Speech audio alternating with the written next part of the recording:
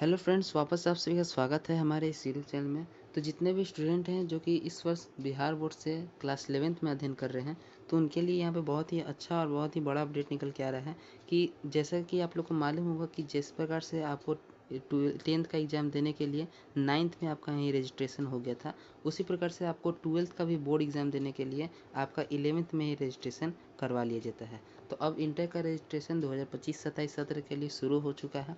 आपके विद्यालय में ही रजिस्ट्रेशन होने वाला है और इस साल रजिस्ट्रेशन में काफ़ी नए नियम भी लगाए गए हैं। तो सारा जानकारी इस वीडियो में हम बताने वाले हैं कि क्या है अंतिम तिथि, कौन कौन सा डॉक्यूमेंट आपको लगेगा, रजिस्ट्रेशन का शुल्क कितना रुपया लग रहा है, सारा जानकारी वीडियो में आप लोग केवल लास्ट तक बने रहिएगा। वीडियो पसंद आता है तो वीडियो को लाइक कर सकते हैं और इसको अत्यावश्यक समझकर अपने दोस्तों पर शेयर जरूर करिएगा, क्योंकि आपका यदि रजिस्ट्रेशन छूट जाता है तो आपका यह साल तो बर्बाद होगा ही होगा, अगला साल भी बर्बाद हो जाएगा, क्योंकि आप 12th के बोर्ड एग्ज़ाम में नहीं बैठ पाइएगा।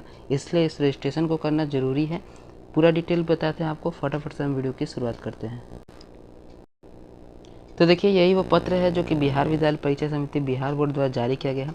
इसमें विषय आप इसका देख सकते हैं कि इंटरमीडिएट वार्षिक परीक्षा 2027 में सम्मिलित होने के लिए आप लोग का जो आवेदन शुल्क जमा करने का अंतिम तिथि रखा गया है 10 तारीख से लेकर के 24 तारीख तक, लेकिन यह 24 तारीख आपके लिए नहीं है, यह आपके विद्यालय के लिए है। आपको मान के चलिए कि आपका 21 तारीख तक आपको अपना शुल्क जमा कर देना है, अपना फॉर्म भर देना है। इसके अलावा आपको बताया जा रहा है कि इस बार आपको एक घोषणा पत्र भी मिलने वाला है, जिसको आप लोग को भर के अपने विद्यालय में जमा करना है। तो चलिए हम सारा जानकारी आपको बताते हैं इसके बारे में। तो देखिए, इस बार आप लोग का तीन ठे मान के चलिए 3 ठे फॉर्म मिलने वाला है। एक ठे फॉर्म रहेगा जिसमें कि आपका पूरा डिटेल भरा रहेगा। देखिए, इसमें बताया जा रहा है आपको कि 2 अलग प्रकार के सूचीकरण आवेदन प्रपत्र अपलोड किए गए, यानी 2 प्रकार का आपको आवेदन पत्र मिलने वाला है। जिसमें एक पहला वाला जो आवेदन पत्र होगा उसमें खंड ए में आप लोगों को क्रमांक 1 से 17 तक कुछ भी नहीं भरना है, और दूसरा जो खंड है उसमें 18 से 35 नंबर तक भरना है। तो जब हम फॉर्म भरेंगे उस टाइम आपको हम बता देंगे कि क्या भरना है क्या नहीं भरना है। अभी आपको आगे का डिटेल हम बताते हैं। आपको बताया जा रहा है कि इस अवधि में जिन विद्यार्थियों का सूचीकरण आवेदन भरे जाएंगे, उनके विवरणों की परिशुद्धता एवं सत्यापन हेतु पूर्व से भरा हुआ घोषणा पत्र डाउनलोड कर विद्यार्थियों एवं अभिभावक एवं शिक्षण संस्थान के प्रधान द्वारा हस्ताक्षरों उपरांत पोर्टल पर अपलोड किया जाएगा। मतलब देखिए, इस बार ऐसा नियम लगाया गया है कि आपका जो फॉर्म मिलेगा उस फॉर्म में आप लोग को 3 प्रकार का फॉर्म मिलने वाला है।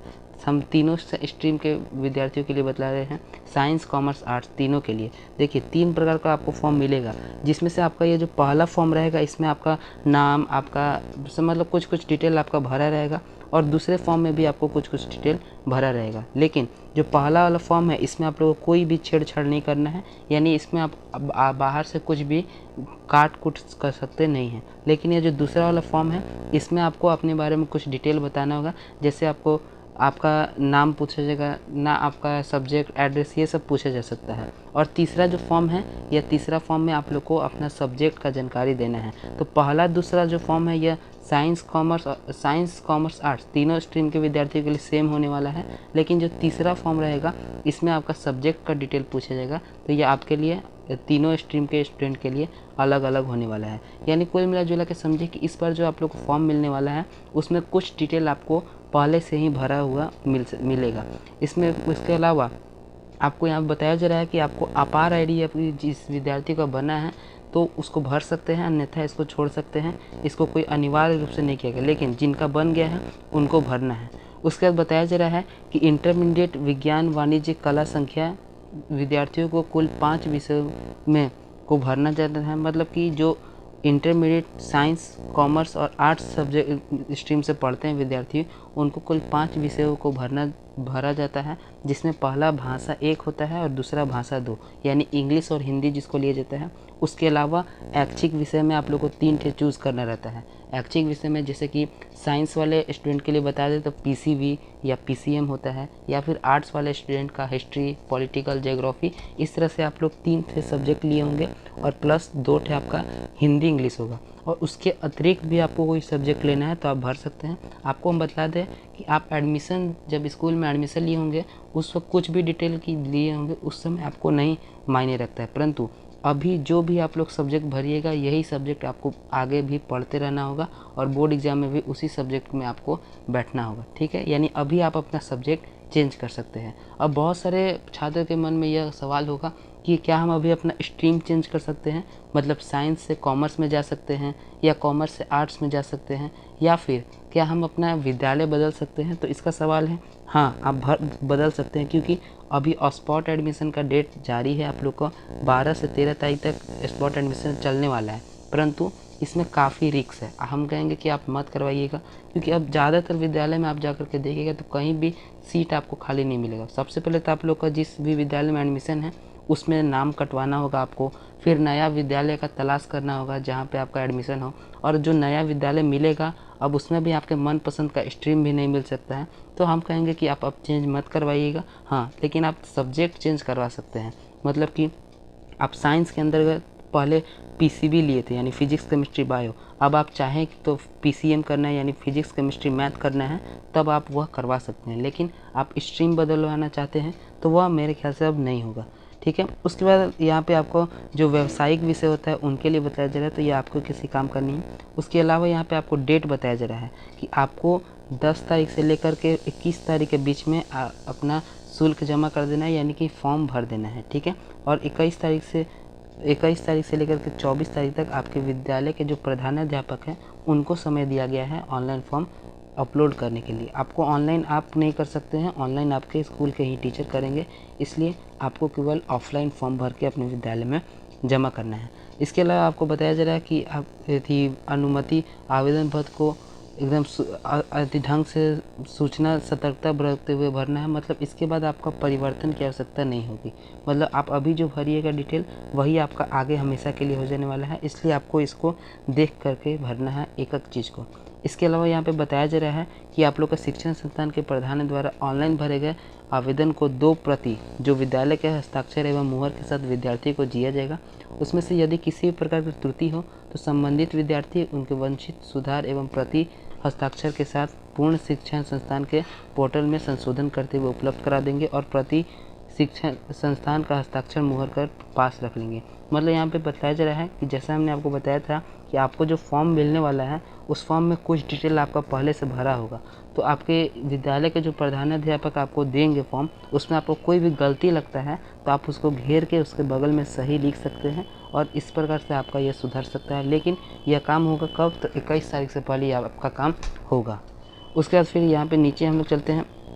नीचे आप लोग का यहाँ पे शुल्क के बारे में बताया जा रहा है कि पैसा कितना किसका लगने वाला है। तो देखिए, सबसे पहले हम बात करते हैं नियमित कोटि के जो छात्र होते हैं, यानी जो रेगुलर छात्र होते हैं जो रोज़ आवाजाही करते हैं, और सामान्यतः बिहार में लगभग रेगुलर ही छात्र होते हैं, तो आपके लिए 515 रुपये का शुल्क लग रहा है। और जो स्वतंत्र कोटि के छात्र होते हैं, जो प्राइवेट स्टूडेंट होते हैं, उनका 915 रुपया लग रहा है। और हम आपको बता दें कि बिहार में मात्र 0.2% ही प्राइवेट स्टूडेंट का एडमिशन होता है, यानी ज़्यादातर लोग रेगुलर ही होते हैं। यानी आपका जो शुल्क लगने वाला है 515 रुपये लगने वाला है। और जो दूसरे स्टेट बोर्ड के होंगे स्टूडेंट, यानी कोई यूपी बोर्ड से बिहार बोर्ड में आया होगा, वरना कोई सीबीएसई बोर्ड से बिहार बोर्ड में आएगा, तो वैसे स्टूडेंट का नियमित स्टूडेंट जो होंगे उनका 715 रुपया लगेगा।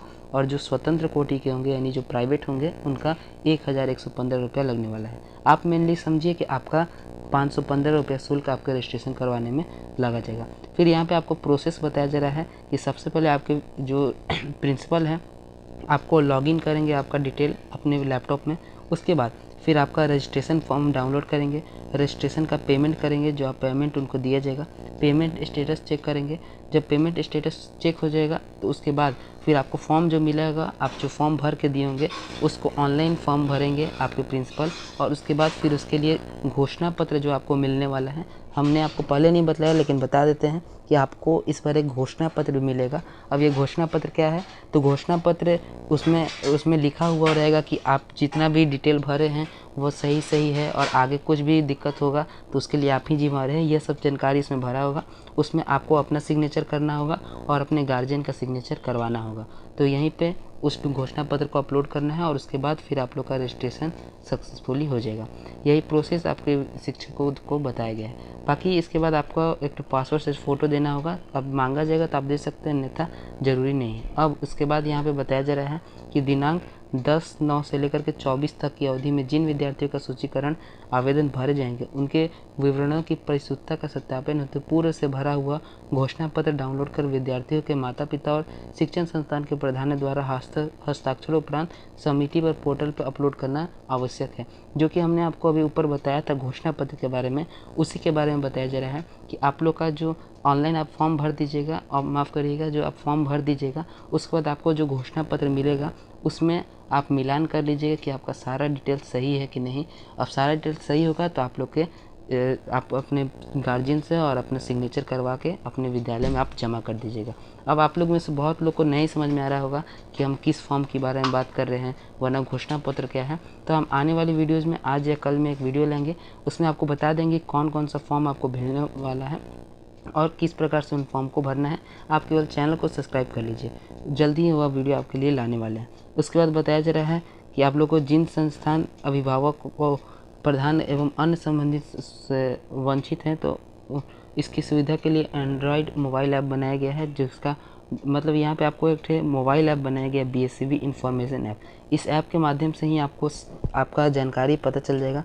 मतलब कि आप सोचिएगा कि हम अपना पैसा जमा कर दिए, लेकिन हमको कैसे पता चलेगा कि मेरा रजिस्ट्रेशन हुआ है कि नहीं। तो इस ऐप के माध्यम से आप लोग पता कर सकते हैं। अब इस ऐप का क्या क्या प्रोसेस है वो हम आगे आपको डिस्कस करने वाले हैं।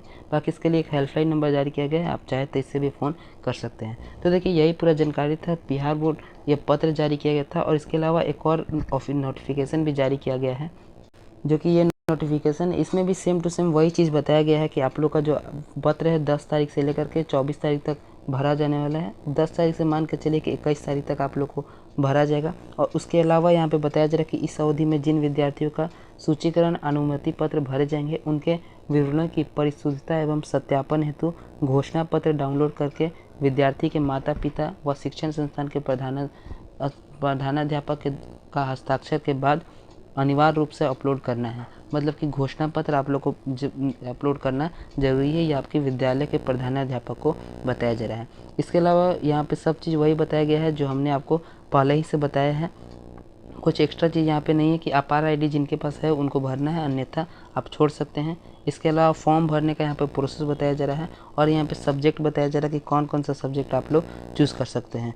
तो यहाँ पे सब्जेक्ट का डिटेल दिया गया। आपको सब्जेक्ट के बारे में तो जानकारी होगा ही, अगर नहीं होगा तो ये PDF हम आपको व्हाट्सएप चैनल और टेलीग्राम चैनल में दे देंगे, वहाँ से आप लोग देख के जो सब्जेक्ट मन करे आप सिलेक्ट कर सकते हैं। उसके बाद यहाँ पे आपको फ़ी के बारे में बताया जा रहा है, जो कि हमने आपको फ़ी के बारे में आगे भी बताया कि 515 रुपया लगने वाला है जनरल जो भी रेगुलर छात्र होंगे, और जो रेगुलर नहीं होंगे प्राइवेट होंगे उनके लिए 915 रुपया लगने वाला है। बाकी सभी वही चीज़ है जो हमने आपको पहले ही बतला दिया है। आशा करते हैं कि आपको समझ में आ गया। देखिए आपको इसमें कुछ नहीं समझना है, बस इतना समझ लीजिए कि 21 तारीख से पहले आप लोग को अपने विद्यालय में जाकर के फॉर्म भर के जमा कर देना है। इसके लिए आपको 515 रुपये शुल्क लगने वाला है। और डॉक्यूमेंट के बारे में बात करें तो देखिए डॉक्यूमेंट बिहार बोर्ड द्वारा नहीं कहा जाता है कि आपको किसी भी प्रकार का डॉक्यूमेंट अपलोड करना है, लेकिन आपके विद्यालय के शिक्षक या प्रधानाध्यापक आपसे मांगते हैं तो आपको देना पड़ेगा, क्योंकि ऐसा ये सरकारी काम है तो आपको अब वेरिफिकेशन करने के लिए मांगा जा सकता है। तो जो भी डॉक्यूमेंट मांगा जाएगा आप दे दीजिएगा, ठीक है। बाकी जल्दी ही हम आपको फॉर्म का लाने वाले हैं वीडियो, तो इसलिए आप चैनल को सब्सक्राइब कर लीजिए और दोस्तों पास इस वीडियो को शेयर करिए ताकि उन्हें भी पता लगे कि आपके विद्यालय में क्या चल रहा है। हम मिलते हैं आपसे नेक्स्ट वीडियो में, तब तक के लिए जय हिंद जय भारत।